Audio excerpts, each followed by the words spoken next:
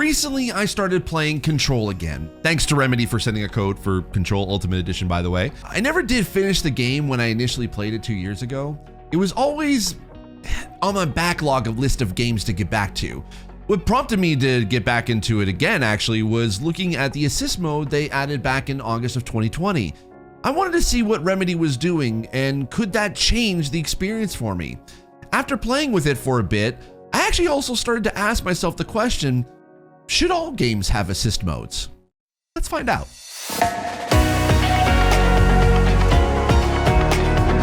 Hi, I'm Steve Saylor, I'm blind, and if you're wondering how I'm able to play video games if I'm blind, if you take a look at the video here, and if the video is not there, click the link in the description down below to see exactly what I see when I'm playing video games. So yeah, the question of should all games have assist modes? Well, my quick TLDW, too long didn't watch answer, is yes, but with an asterisk. I'll explain why in a bit. I know I wasn't really technically a TLDW, but whatever. Just bear with me. First, let's talk about what assist modes have been out there and what they can actually do.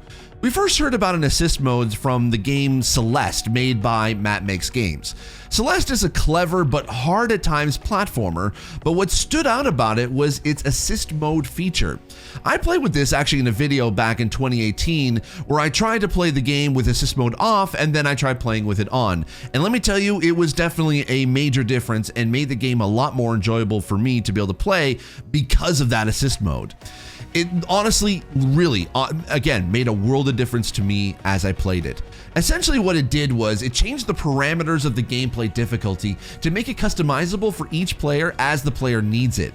In Celeste's case, it allowed you to change the game's speed, give you infinite stamina, either 2 or an infinite amount of air dashes, and to turn invincibility on or off. This amount of customization to the core gameplay itself, although wasn't what the devs intended the game to be, they did state before you even turn on the mode that they understand that every player is different, and if Celeste is inaccessible due to its difficulty, they hoped assist mode could help you enjoy the game. It's that mindfulness that actually what made assist mode stand out amongst it being a set of options you can customize. Otherwise, people would have labeled those options as their traditional cheat codes, which actually, you know what, I will be talking about that in a minute. Afterwards, we haven't seen a lot of games that had assist modes to the extent of what Celeste did. Super Mario Odyssey, Control, and Hades added a version of assist modes, but what's great is that they didn't copy what Celeste did, they made it their own, even making it part of the narrative like in Hades' case with God mode. Technically, the new Super Mario 3D World Bowser's Fury has an assist mode, but all it really does is give you invincibility and not much else. Control was the only game that did have similar options that Celeste had, with its ability to turn immortality or invincibility on or off, and then also adding more features unique to the game like energy recover, damage reduction, and ammo recovery multipliers, as well as a one-shot kill mode. And Control also added enhanced aim assist and aim snapping, which are typically seen as accessibility options in other shooter games. But I can see what Remedy was doing with this as adding that into assist mode, as they had aim assist options in the game already. Again, this just enhanced it. So with all that being said and having played with assist modes in those games, the question becomes, what can assist modes do in regards to accessibility?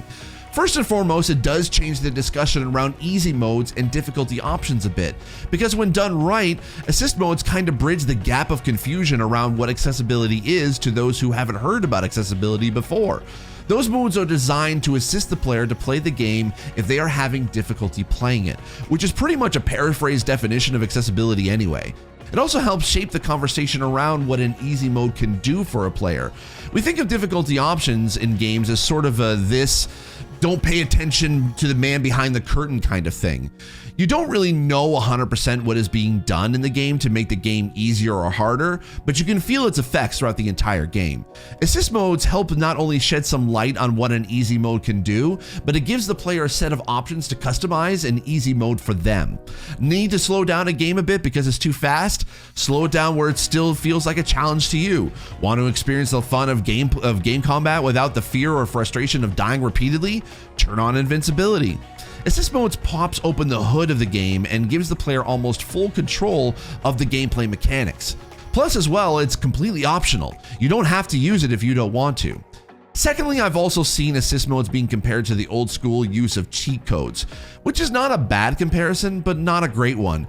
Yes, some of the options like invincibility are straight out of the Game Shark's playbook, but there is some danger in calling those modes cheats because then that puts the stigma of accessibility as cheating, and we honestly do not want that at all. Accessibility is for everyone, and you as the player shouldn't feel ashamed to play with those options because you feel like it's cheating the game. When it comes to competitive games, that is a valid concern, and I do see that. I've seen so many debates over auto-aim or aim assist being used in games like Warzone, where players who use them would be considered cheating and using an aimbot. I don't know what the solution actually would be for competitive games. I leave that to people smarter than me to explain and talk about that conversation.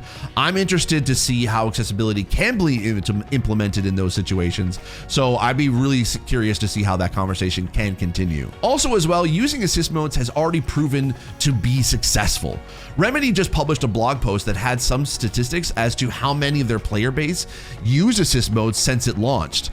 I'll leave a link to the post in the description, but the highlight is that 22% of console players and 12% of PC players turned on assist mode at least once.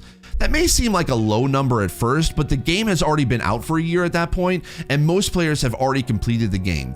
So those percentages are big considering its player base at that time.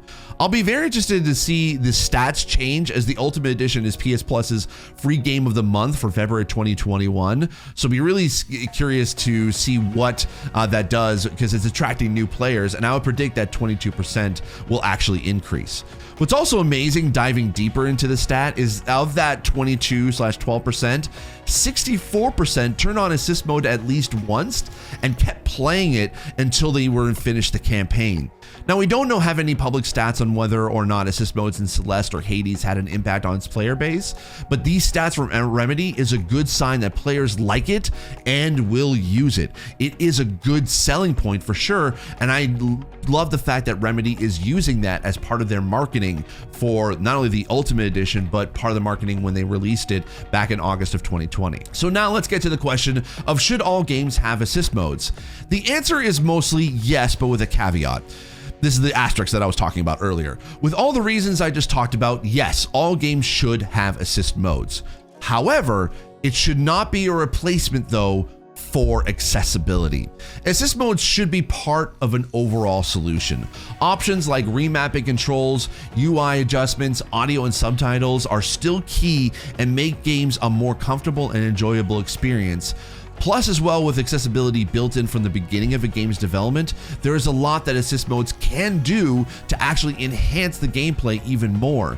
It can tap into what is there in engine and make an assist mode extremely robust and more powerful than just enabling a few options. Think of it as sort of like assist mode plus, because it actually does tie into a lot of the accessibility that will be great for disabled players.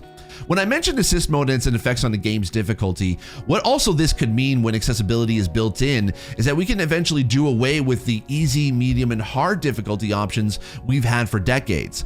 I've never liked those names, honestly, because there is a stigma that playing on easy is an embarrassing thing to do. So by removing specific difficulty modes and replacing them with a robust mode enhanced with the game's built-in accessibility, it could mean that soon we won't need to play on easy. We can customize the game's difficulty to how we want it via its assist mode. What all this means is that we are just at the beginning of what assist modes can do, and more innovation can be made. I'd love to see how assist modes can help with more platformers, RPGs, shooters, action-adventure games, or technically even Souls-like games could be enhanced with an assist mode. Maybe assist modes could help with XP modifiers in RPGs, put you in sort of a bullet time in shooters and pretend you're in the Matrix, or finally be able to allow disabled players to enjoy Souls-like games, but still keeping the challenge of those games intact. So maybe like the whole conversation around Souls-like games should have an easy mode. Technically, let's have the conversation about should Souls-like games have an assist mode. That could definitely maybe change the conversation to be a little bit more positive around the conversation of Souls-like games and you know, in easy modes and the conversation we've had for quite a few years now at this point. The future of assist modes is a promising one. It just needs a little assistance to make them even greater for accessibility. That's it for me. Now, I have a question. Actually, have you played with assist modes? And if so, what did you think? Would you like to see more? Would you like to see more options? What would you like to be able to see in a future game that has an assist mode built in from the beginning? Leave your answer in the comments down below, or you can tweet at me at Steve Saylor on Twitter.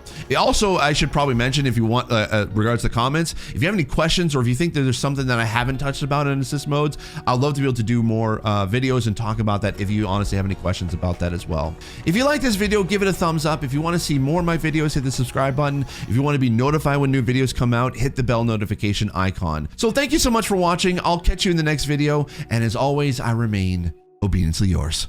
Bye.